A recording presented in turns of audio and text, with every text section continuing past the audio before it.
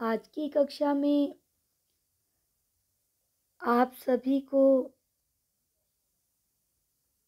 हम अपनी हिंदी पुस्तक युवक भारती का नया पाठ जो हमने पिछली कक्षा में प्रारंभ किया था वह देखेंगे।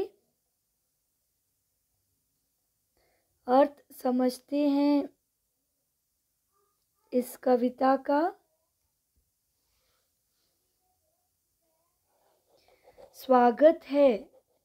यह कविता हमने पिछली कक्षा में पढ़ी थी। कुछ परिच्छेद हो चुके थे।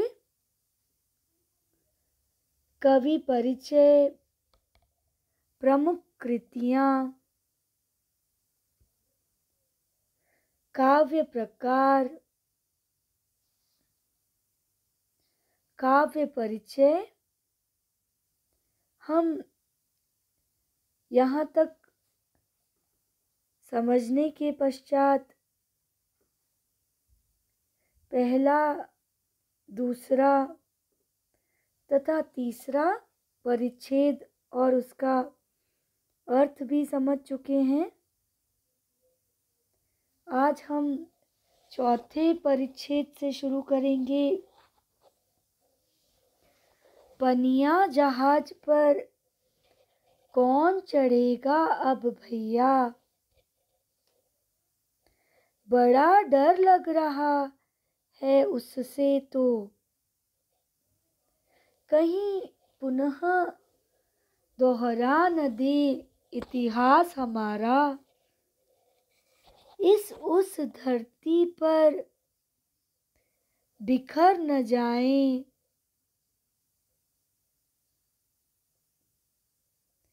खोजते हुए निज बंधुओं को आसमान की राह पकड़ आगे चल, मॉरिशस की भूमि पर उतरेंगे सब, नैयर हो जैसे वही हमारा,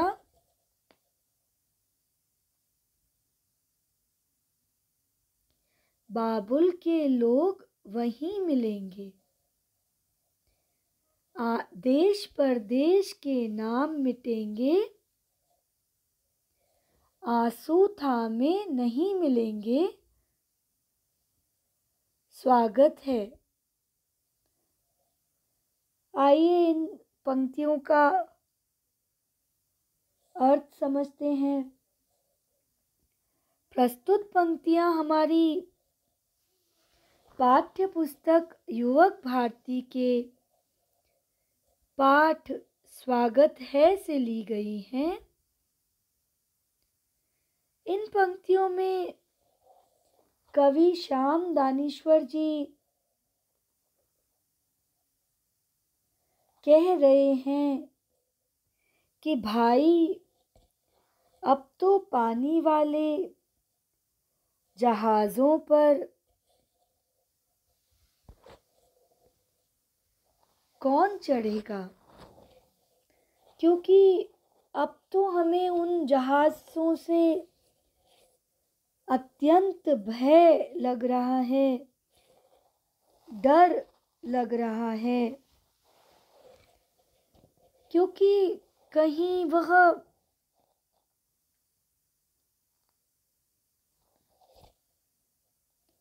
वही पुराना इतिहास न दोहरा दें, हम फिर से एक दूसरे से बिछड़ न जाएं। इस पानी के जहाज पर बैठने से तो बेहतर है कि हम हवाई जहाज जो आसमान में उड़ता है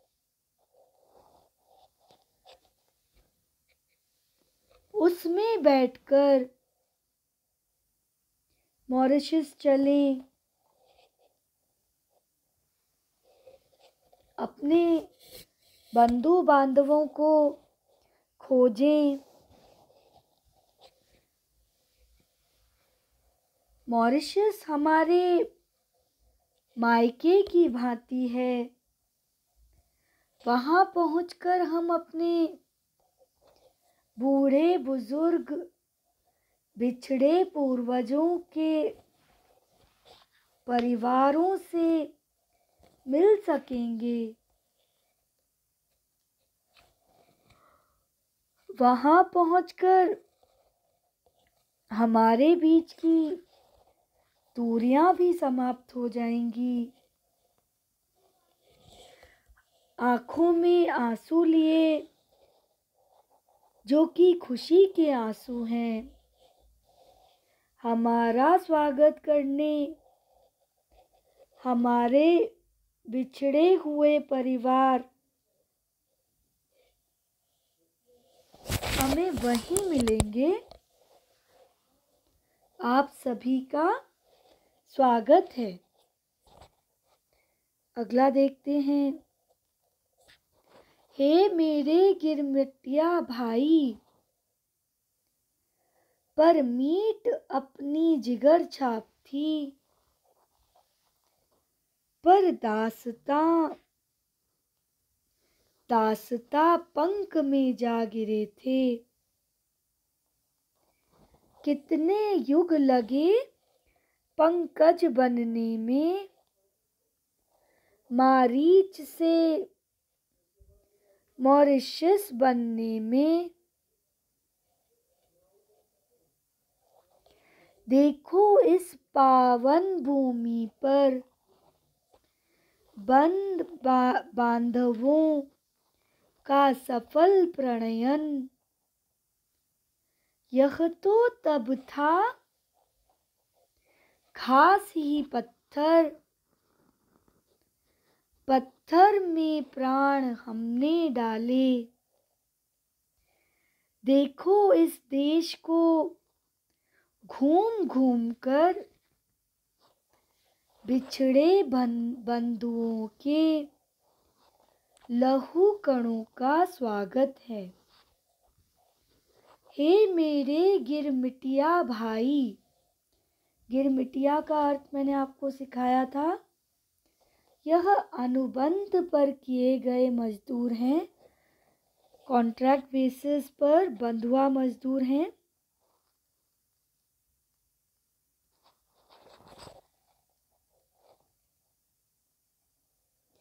अगला शब्द है परमिट।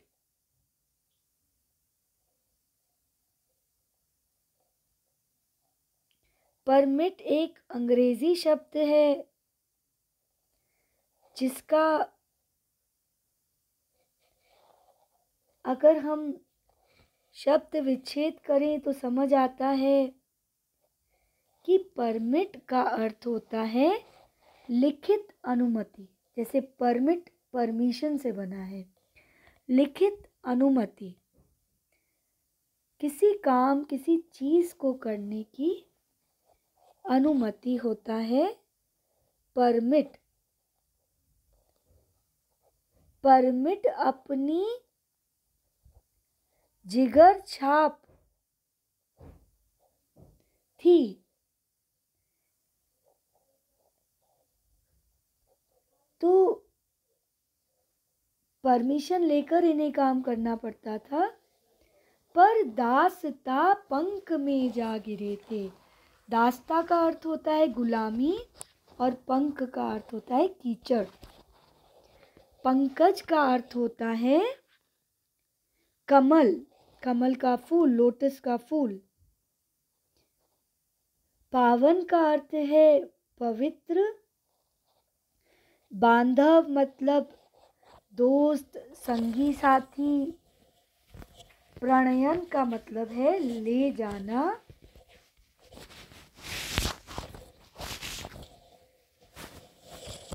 लहू कण मतलब खून के कतरे। मारीच से मॉरिशस बनने की क्या अर्थ है वह समझते हैं। देखिए, रामायण में हमें मारीच का वर्णन मिलता है। वह एक राक्षस था। उसने रावण के कहने पर एक सुंदर मृग का, एक सुंदर हिरण का रूप धारण कर राम को स्वयं का पीछा करने पर मजबूर किया। उसने ऐसे सुंदर रूप धरा कि सीता उस चंचल मृग को पाने के लिए व्याकुल हो गई और इस प्रकार राम को उस मृग का पीछा, उस हिरण का पीछा करते हुए वन में जाना पड़ा।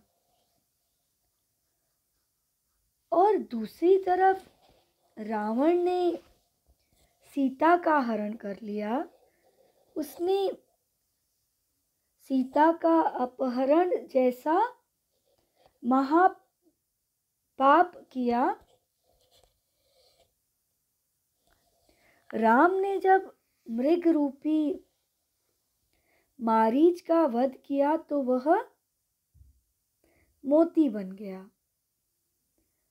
और कहा जाता है कि मारीच, जो कि मरने के बाद एक मोती बन गया था, उन्हीं मोतियों को जिस जगह फेंका गया वह स्थान आज मॉरिशस के नाम से प्रसिद्ध हुआ है। आइए अब इसका अर्थ समझ लेते हैं। प्रस्तुत पंक्तियों के माध्यम से कवि कहता है कि हे मेरे गिरमिटिया भाई, बंधुआ मजदूर भाई,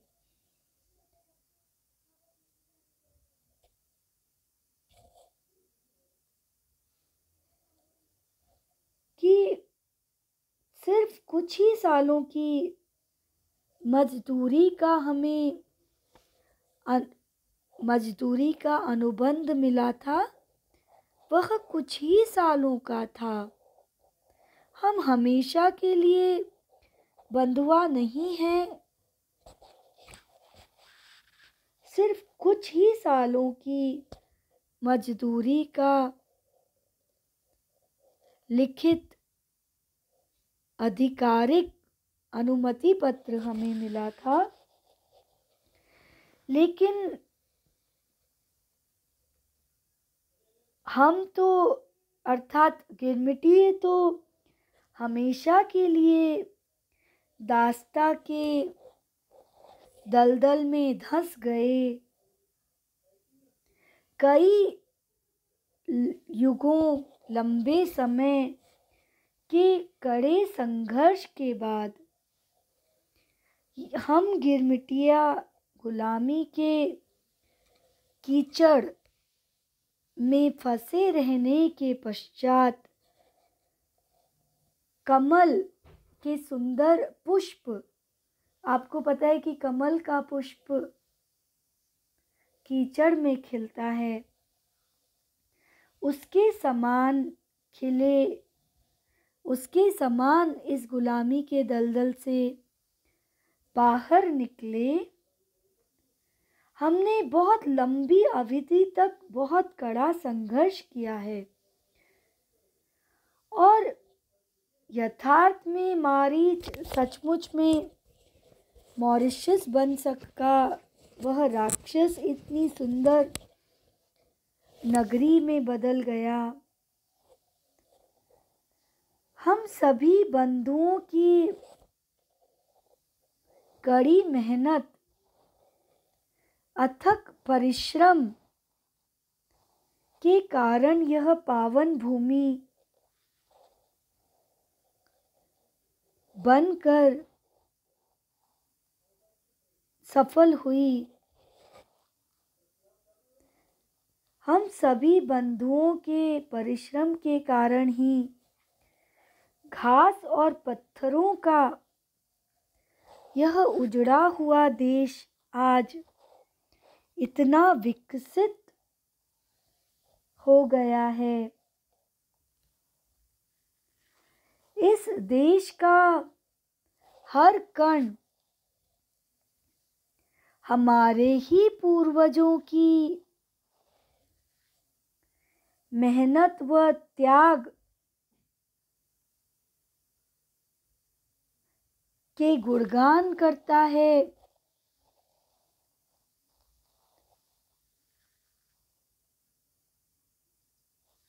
हमारी मेहनत से इन पत्थरों में भी अब प्राण आ गए हैं। हमारे बिछड़े हुए बंधु बांधवों के खून से सींचा हुआ यह देश मॉरिशस आज हमारा स्वागत करता है। आप सभी का स्वागत है। अगली पंक्तियां देखते हैं। हे मेरे भारत, नेपाल, श्रीलंका, फिजी, सूरीनाम, पाक Guyana, South Africa, UK, US, Canada, France, Reunion आदि के सहोदर बंधुओं, इस भूमि में तुम सभी की स्मृति अंकित है तल तक। कहते हैं स्वर्ग इसे हिंद महासागर का, कल्पना है या सत्य है। प्रिय भाइयों, कल्पना भी हो तो स्वर्ग इसे तुम बना जाओ। स्वागत स्वागत स्वागत है। हे मेरे भारत, नेपाल, श्रीलंका, फिजी, सूरीनाम, पाक Guyana, South Africa, UK, US, Canada, France, Reunion आदि के सहोदर बंधुओं, इस भूमि में तुम सभी की स्मृति अंकित है तल तक। कहते हैं स्वर्ग इस हिंद महासागर का, कल्पना है या सत्य है। प्रिय भाइयों, कल्पना भी हो तो स्वर्ग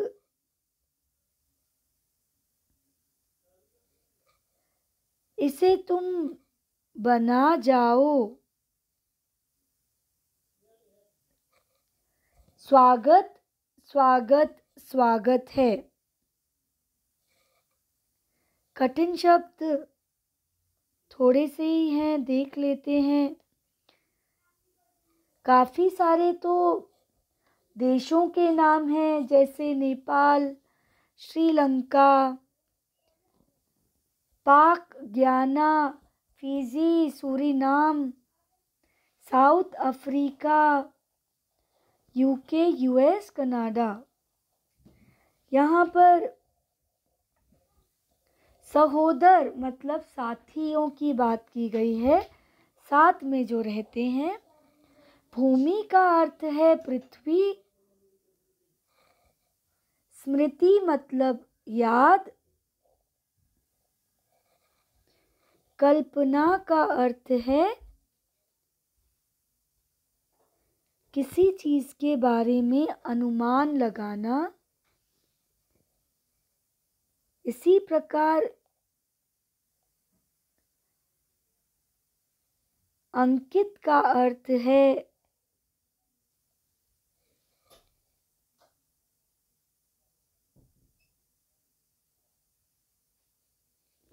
चिन्हित, किसी चीज को चिन्हित कर देना अंकित होता है।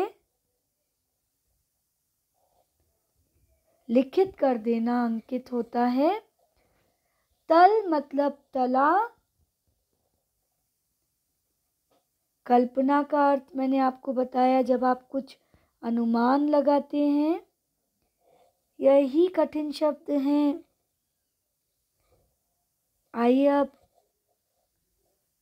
इसका भावार्थ समझते हैं। प्रस्तुत पंक्तियां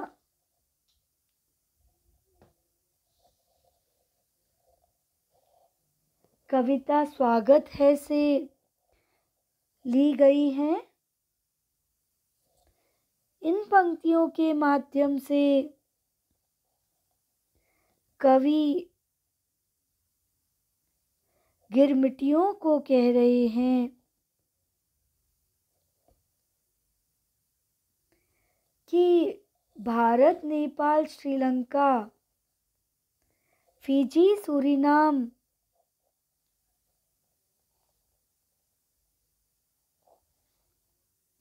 पाक, Guyana, south Africa, UK, US, Canada,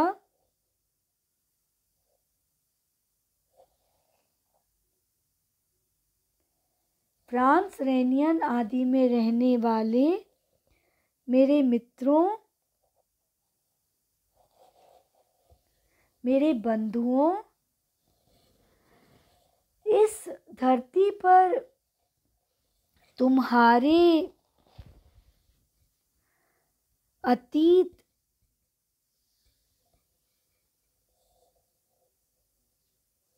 के चिन्ह गहराई तक अंकित हैं, चिन्हित हैं।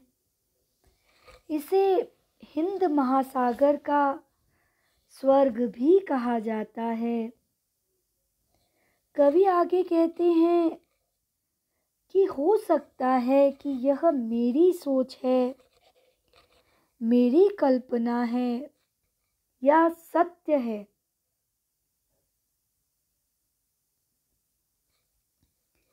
लेकिन मेरे प्यारे भाइयों, अगर यह कोरी कल्पना भी है तो भी आप सभी यहाँ आ जाओ और मेरी इस कल्पना को सत्य में परिवर्तित कर दो। क्योंकि मैं जिस दिन अपने बिछड़े हुए साथियों से, बिछड़े हुए बंधुओं से मिलूंगा और जिस धरती पर मैं मिलूंगा, तुमसे मिलाने वाली वह धरती क्या किसी स्वर्ग से कम है? आप सभी का स्वागत स्वागत स्वागत है। इन पंक्तियों का अगर सार देखा जाए तो यहाँ पर कवि ने प्रवासी भारतीयों को मॉरिशस की धरती पर आने के लिए प्रेरित किया है। जीवन के कटु अनुभवों को, दुखद पलों को भुलाकर मॉरिशस की धरती पर आने का निमंत्रण दिया है और कहा है कि यह मेरी कल्पना ही सही, पर अगर तुम आओगे तो यह कल्पना भी इस भूमि को स्वर्ग बना देगी, क्योंकि हम सब साथ होंगे। यह पंक्तियां श्याम दानेश्वर जी के प्रवासी भारतीय हिंदी साहित्य संग्रह से लिया गया है।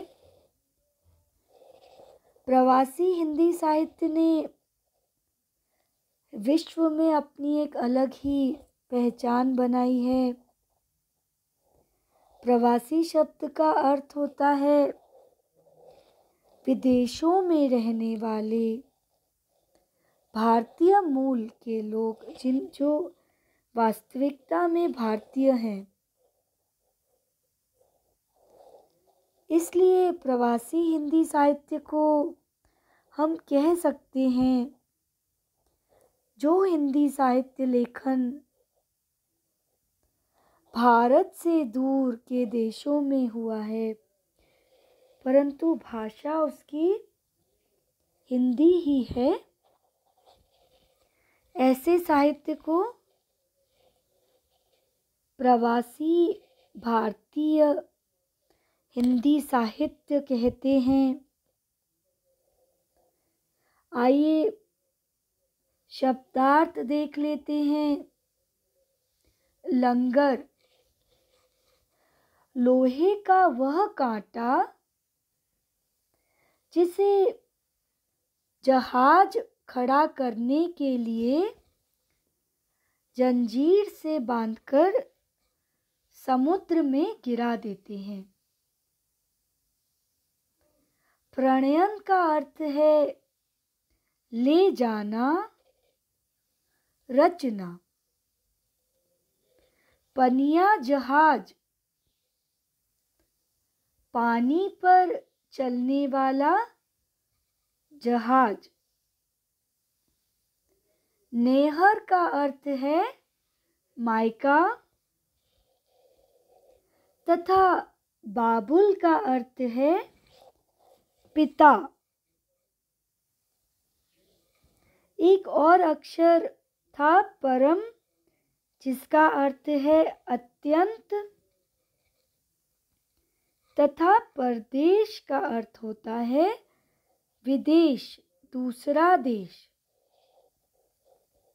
यहाँ पर आपको गिरमिटिया के बारे में एक टिप्पणी दी है, वह पढ़ लेते हैं।